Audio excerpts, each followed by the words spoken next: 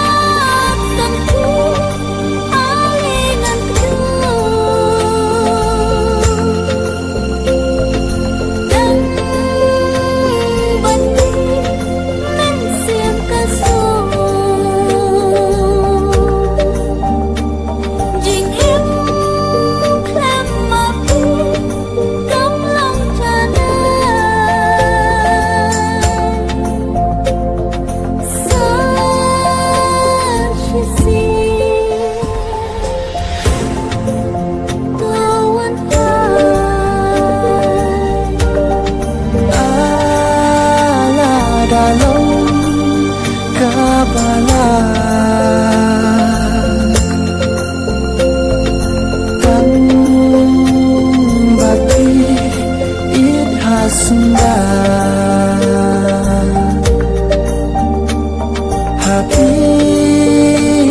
jengit bajana ngan ai sa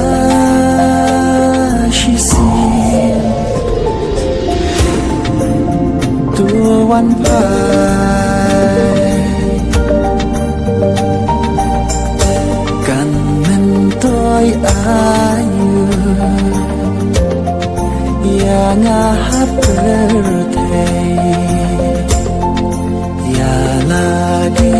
syawai pakari kan mentoi ayu bakin jama barote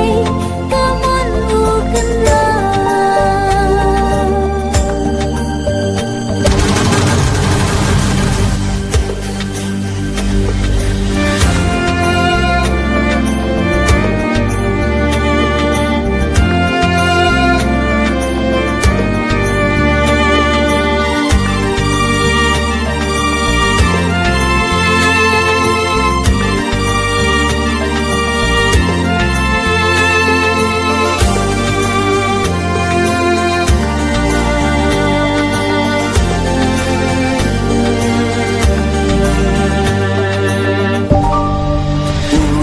Badung kensan yang uka balai nanya pipet jenda kumno bai nganim klemapi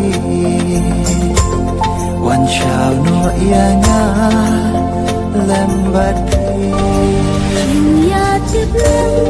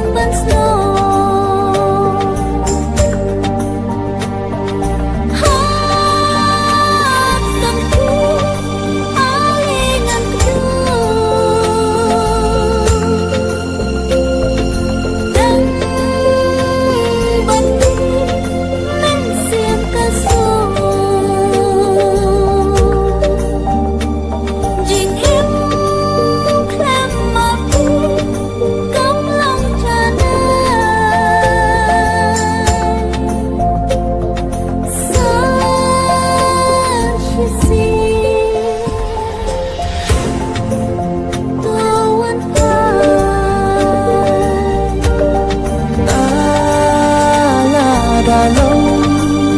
kabalan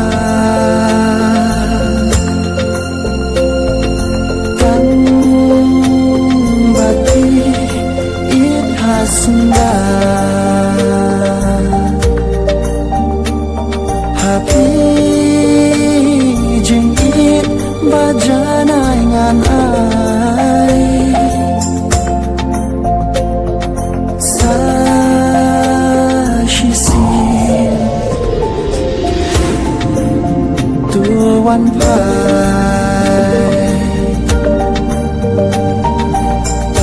Kan mentoi ayu